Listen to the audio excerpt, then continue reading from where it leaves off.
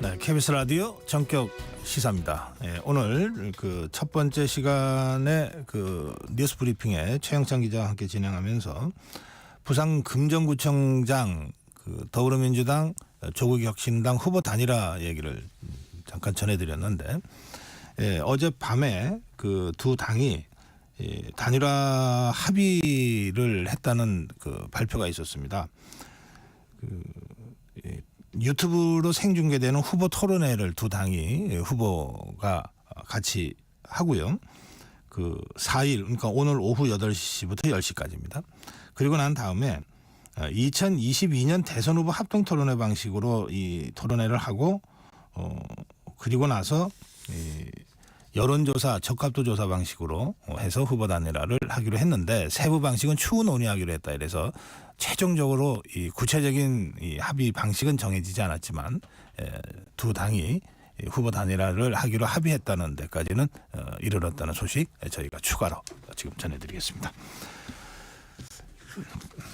네, 오늘부터 매주 금요일 한 주간의 뉴스 이슈를 뭐 자꾸 이제 지나가는 뉴스들이 많습니다. 워낙 많은 일들이 벌어지고 또 전개되고 있기 때문에 그래서 야 이거 왜 그러냐 진짜 좀 궁금하다 이런 문제들을 속 시원하게 풀지 못하고 지나가는 경우들이 있어서 한 주일을 정리하는 금요일 정치 Y 도대체 왜 그래? 라고 하는 코너를 준비했습니다.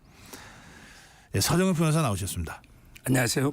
김진일 평론가 나오셨습니다. 예, 안녕하세요. 두 분이 정말 왜 그래 하는 데 대해서 속 시원하게 풀어주시지 않으면 안 됩니다. 저는 계속 왜 하고 질문만 드리겠습니다.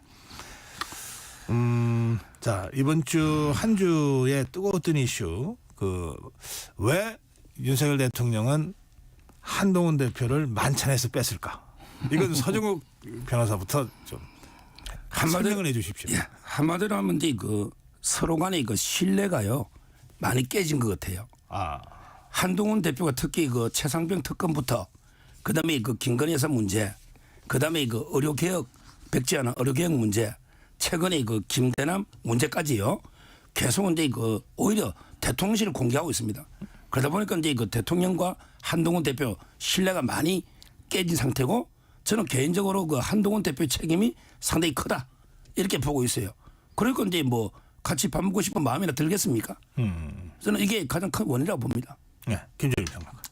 저도 같은 생각을 하는데 이게 한동훈 대표 책임이 더 크다라고 저는 생각하지는 않아요.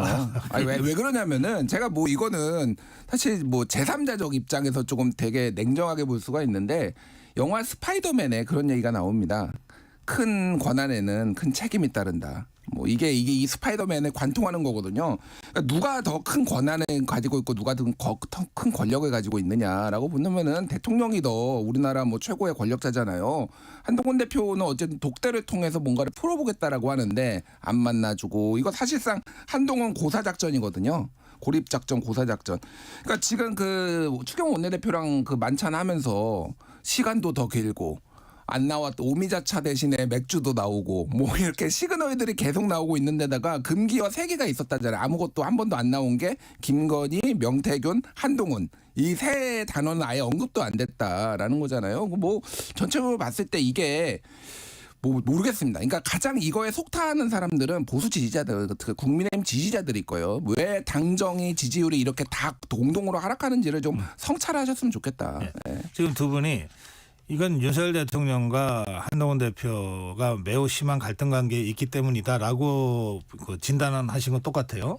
사실은 대통령실이나 당에서는 애써 그런 건 아니다라고 지금 자꾸 얘기하는데 그러나 본질적으로는 한동훈 대표, 윤석열 대통령과 한동훈 대표 간의 갈등이 매우 깊다. 그것 때문에 이렇게 됐다고 이제 진단하셨는데 그 책임에 있어서는 김정일 평론가는 윤석열 대통령이 더 큰 책임이 있다. 당연히 이런 말씀이시고 서정욱 변호사는 한동훈 대표의 책임이 더 크다고 단언하셨어요. 이 부분은 두 분이 토론하셔야 될 것 같아요. 제가 한 번만 더 말하면요. 네, 시작하세요. 한동훈 대표 쪽의 대전략이 잘못됐어요. 윤석열 대통령과 운명 공동체다. 원팀이다.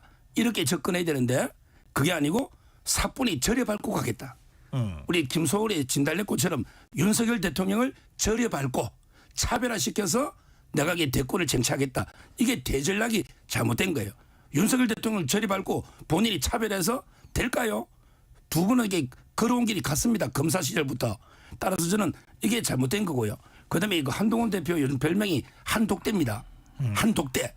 아니 스토커처럼 계속 독대 하는데 언론에 흘리면서 이슈 다 흘려요. 그러면 이게 대통령이 그런 독대가 어디 있습니까? 그 예의나 품격도 잘못된 거예요. 그러니까 뭐 독대 요청하는 거에 기분 나쁠 뭐 언론 플레이한다 기분 나쁠 수도 있죠. 한동훈 전 대표의 뭐 이미지 정치 뭐 이런 것들에 대해서도 비판 얘기가 많이 나오는데 그럼에도 불구하고 대통령이 폭넓게 이렇게 통 크게 품어야 되는 거 아닌가요? 그러니까 뭐 제가 한 얘기가 아니라 뭐 박지원 의원을 비롯해서 많은 분들이 얘기해 밴댕이 소갈딱지 정치한다고 지금.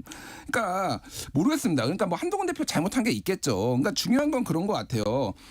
지금 당 정간에 이제 동반 추락하고 있지만은 먼저 추락한 거는 어쨌든 대통령 지지율이었잖아요. 그러면 그 문제를 해결하기 위해서 당에서 다양한 아이디어와 목소리가 나올 수 있는 거고 그거를 얘기를 들어보고 같이 협의를 하면 되는 거잖아요. 그리고 저는 대통령이 아주 뭐라고 해야 되나 화장실 들어갈 때와 나갈 때가 굉장히 다르신 분이라고 생각을 해요. 무슨 얘기냐면은 윤석열 대통령이 이 대통령 되기 전에 가장 떴던 발언들을 한번 생각을 해보면은 하나가 이거죠. 저는 사람에게 충성하지 않습니다라는 거 하나 국회에서 했던 거 또 하나는 검찰총장은 법무부 장관의 부하가 아닙니다. 이런 얘기 예전에 또 해가지고 굉장히 좀 소신 있는 거잖아요. 그러면 당대표는 대통령의 부하인가요? 그리고 사람에게 그 윤석열 대통령한테 무조건 충성해야 되나요?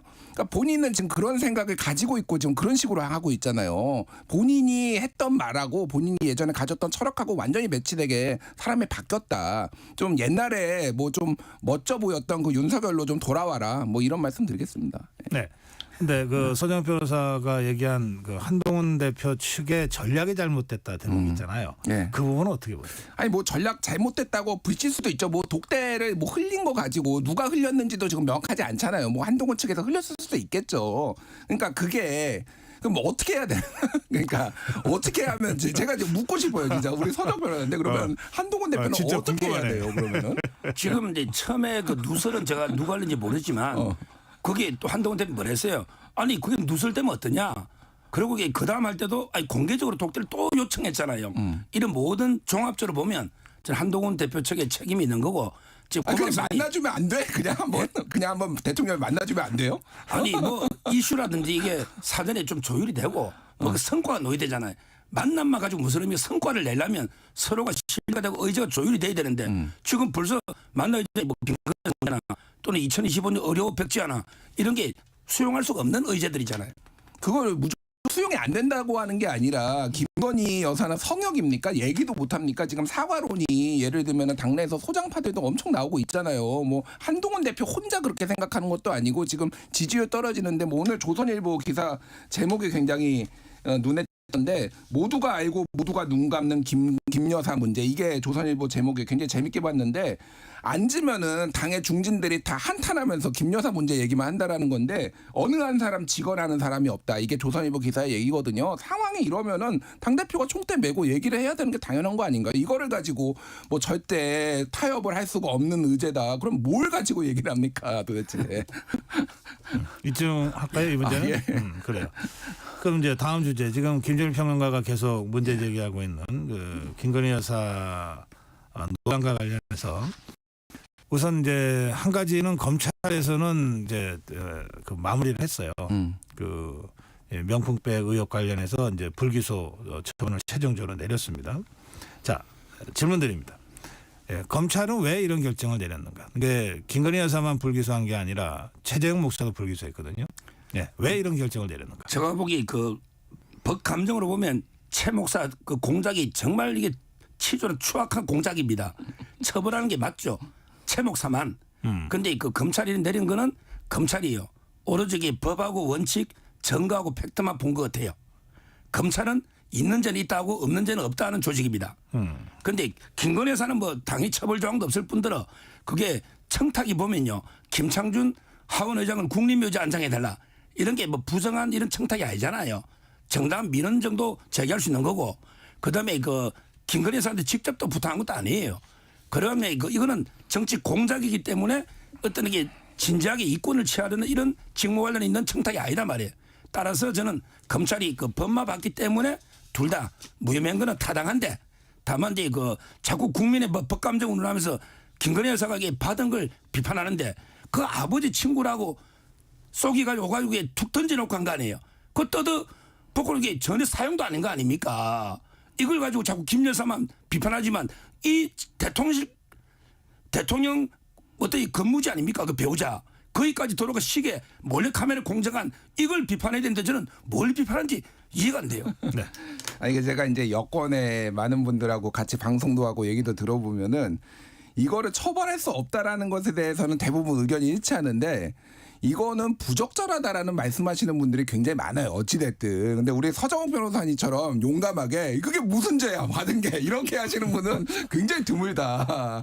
참 역시 용감하다 우리 서정욱 변호사님 그런 생각이 들고 뭐 검찰은 진짜 억울했나 봐요. 이거 정말로 처벌할 수 없다라고 해서 2시간 동안 브리핑을 했다라는 거 PPT도 만들어 가지고 막 하고 법률가의 양심을 걸고 뭐 했다라는 건데 저는 이게 묻고 싶습니다. 그러니까 뭐냐면은 사실은 그렇게 이 사안에 대해서 무죄 뭐 불기소 내릴 수도 있다고 봐요. 근데 그 앞단에 무슨 일들이 있었는지 그 과정에서 어떻게 검찰이 신뢰를 잃었는지를 우리가 봐야 된다는 거예요. 그러니까 이게 정말 수사의 원칙에 그동안 검찰이 해왔던 수사의 원칙을 지켰냐라는 거예요. 압수수색 보통 이런 거 하면 해야 되잖아요. 압수수색도 안 하죠. 그리고 전담수사팀이 있는데 강제 수사한 것도 없고요. 최재형, 김건희 두 사람이 이 주고받았던 카톡 내용도 이미 제출하게 했어요. 이거는 보통 압수수색 해가지고 폰을 확보해서 어떤 내용이 있었는지 맥락을 봐야 되는 거 아닌가요? 서면 조사도 윤석열 대통령에 대해서 어쨌든 이게 불기소 무혐의가 나려면 서면 조사를 해야 되잖아요. 그러면은 이거 인지를 했는지 안 했는지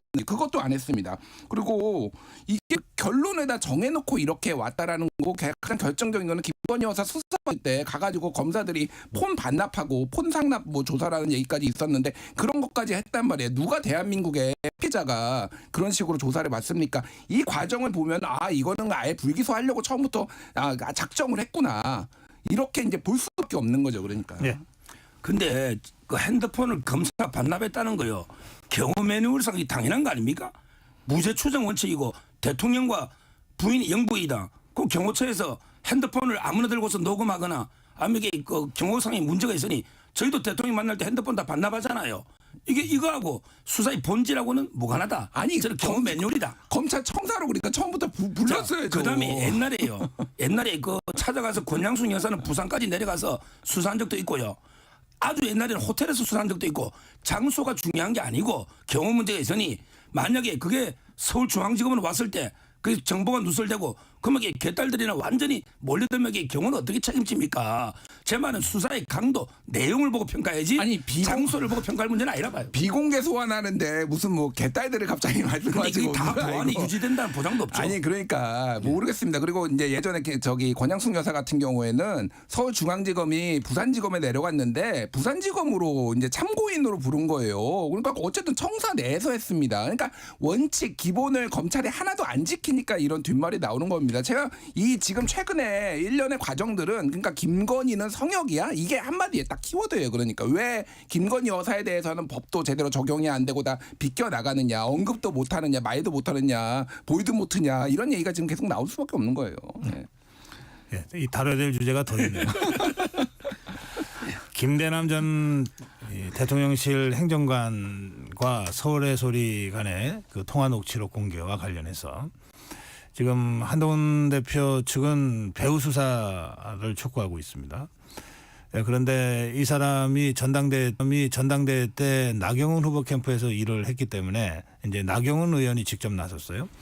이게 저 야권이 지금 탄핵 빌드업을 하면서 시나리오로 밑밥을 던졌는데 한동훈 대표가 그걸 덥석 문 격이다 이런 그 지금 비판이 지금 나온 상태입니다.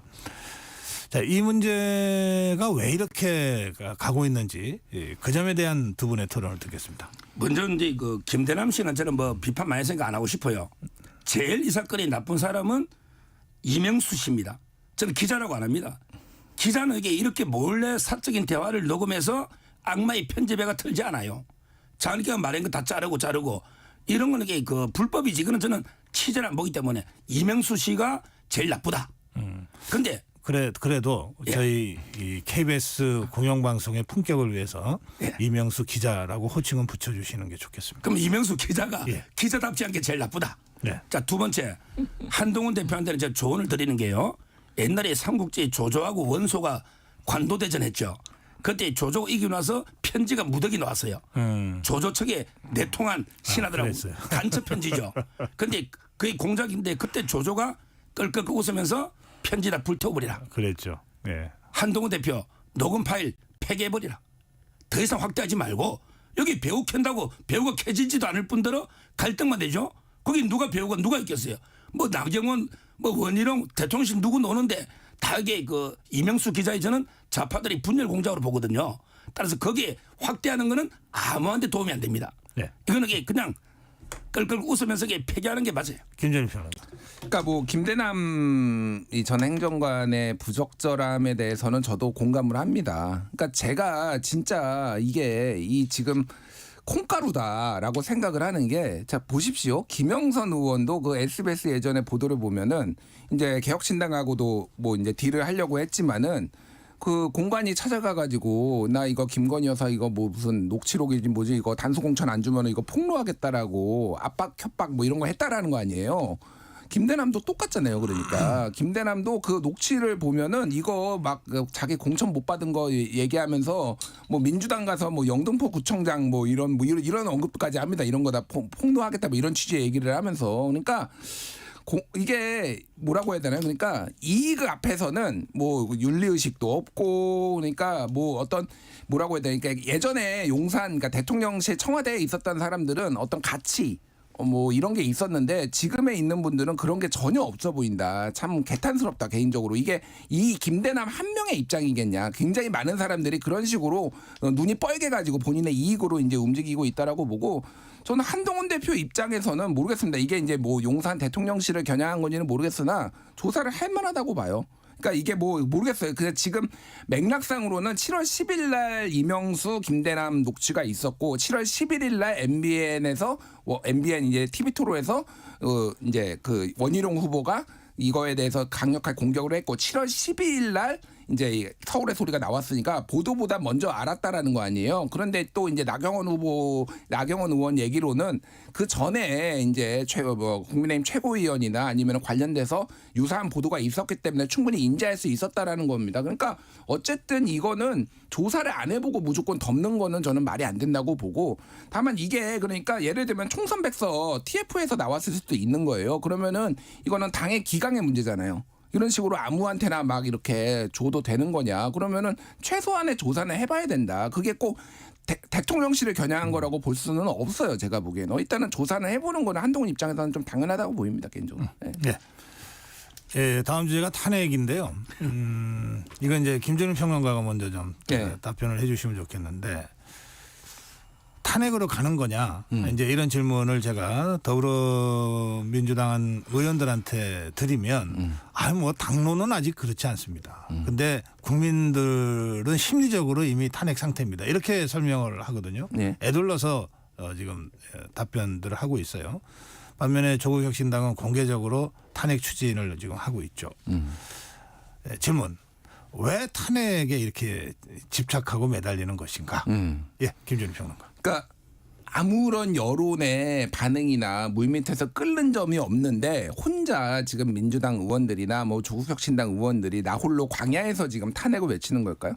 정말로 굉장히 많은 사람들이 지금 화가 나 있어요. 그러니까 그게 꼭 탄핵이 아니더라도 가장 중요하게 제가 생각하는 거는 용산 대통령실 윤석열 대통령이 정치를 안 합니다.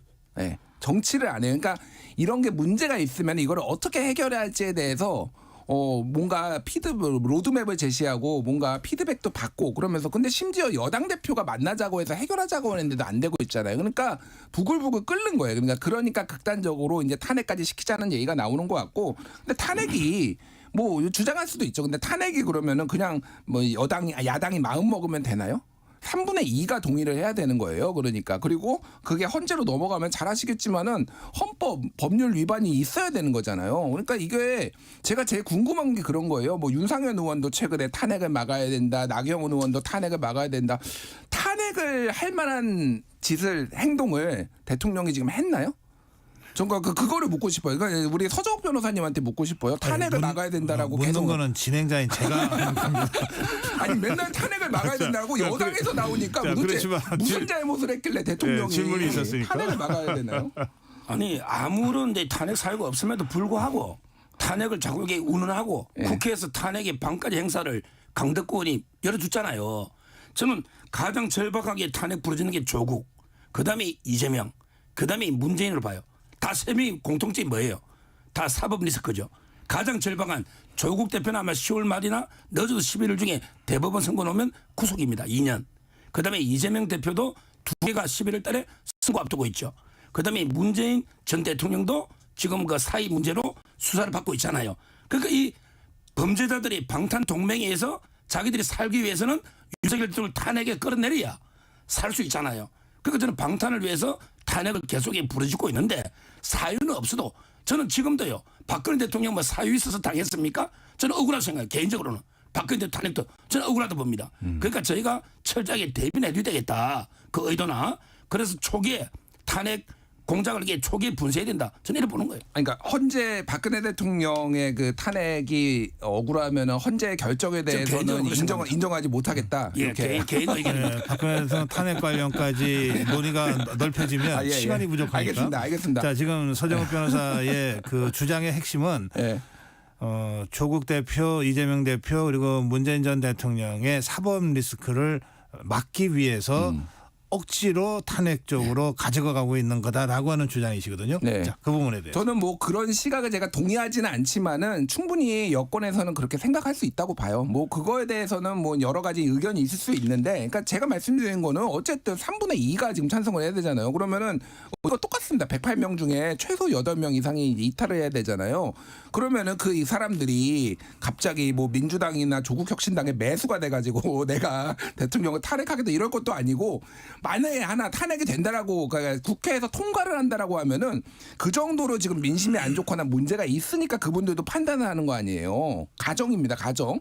그러니까 이게 지금 정치를 잘 못하라고 있다라고 제가 지금 말씀드리는 거예요. 지금 여러 가지 법 위반의 의혹도 있고 뭐 최상병 특검이라든지 뭐 김건희 특검 이런 것들을 해소를 하지 못하고 있으니까 그런 겁니다. 그리고 이게 어쨌든 헌재를 가잖아요. 그러니까 제가 오히려 탄핵 파리를 지금 여당에서 하고 있는 거 아니야? 탄핵에 대한 공포감을 심어줘가지고 지금 윤석열 정부를 그냥 억지로 아무것도 안 하는 무능한 정부를 그냥 이대로 용인하고 가자 이런 식으로 지금 하는 거 아닌가 저는 그 생각이 들어요 진짜로. 예. 예.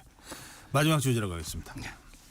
이재명 대표의 이 사법 리스크인데요. 공직선거법 위반으로 2년 구형, 위증교사 혐의로 3년 구형이 나왔고 이게 양형상 최고 구형이다라고 다들 전문가들이 얘기를 하고 있습니다. 질문입니다. 왜 이런 최고 구형이 나왔는가? 그리고 이것에 대해서 이재명 대표 측은 지금 어떻게 대응하고 있는 것인가에 대한 질문입니다.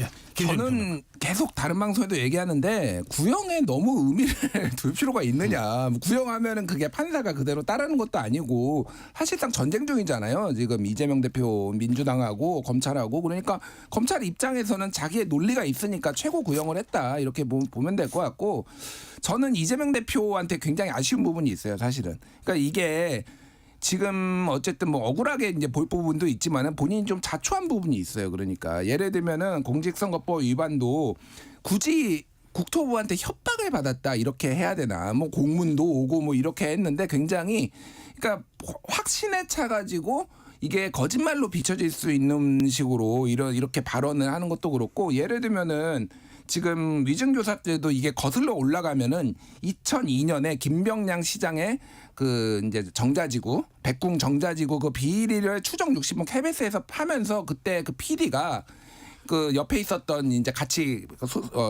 취재를 했던 이재명 변호사한테 검사 이름 좀 알려달라고 해서 그 검사 사칭이 된 거잖아요. 벌금이 150만 원 대법원으로 확정이 됐습니다 당시에. 그러면은 이거를 왜 누명을 썼다라고 얘기를 하죠? 그러니까 그렇게 그런 사실이 있지만은 이거에 대해서 김병량 시장이 실제 그때는 이게 게이트처럼 번졌어요. 그게 비리가 번졌기 때문에 이거는 진실을 밝히기 위해서 했었어야 되는데 이런 식으로 얘기를 하는 게 일단 매우 안 좋은 습관이 있다라는 거는 좀 지적을 해야 될 것 같고. 이거는 모르겠습니다. 어쨌든 검찰이 의도한 대로 나올지는 결국 법원이 볼 텐데 굉장히 조금 위험한 상황이다. 예. 네. 그런데 검찰의 구형은 숫자에 불과한 게 아니고요. 법조인들의 평균적인 그 법 감정이에요. 그래서 구형의 한 절반 정도 보드기에 선고됩니다. 따라서 구형이 상당히 의미가 있고 왜 최고치 구형이 나왔냐? 그건 범죄 질이 제일 악질이고 안 좋으니까 노는 거죠. 특히 그 선거법은요. 김문기 씨 몰랐다는 말하기에 대장동과 내가 무관하다는 걸 꼬리 자르려고 처음부터 한 거고요. 그다음에 백현동 4단계는 김인섭 씨라는 허가방 존재를 숨기기 위해서 고의로 이게 전파성이 강한 방송에서 허위를 한 거예요. 그다음에 옛날에 정과도 있고 선거법. 그래서 최고 2년이 됐고요. 그다음에 위정 교사는 단순하게 교사가 아니고 김진성 씨는 이제 그 슈퍼 가벌 관계예요. 거기 보면 완전히 대화를 보십시오. 가벌이잖아요. 그때 백현동 사업도 하고. 그런데 위정 단순한 교사가 아니고 협박에 가까울 정도로 위정 강요에 가까울 정도로 이게 있다. 그래서 검찰이 양형 기준표상 최고형을 구형한 겁니다. 그러니까 재질이 나쁘다라고 검찰이 봤다는 거죠.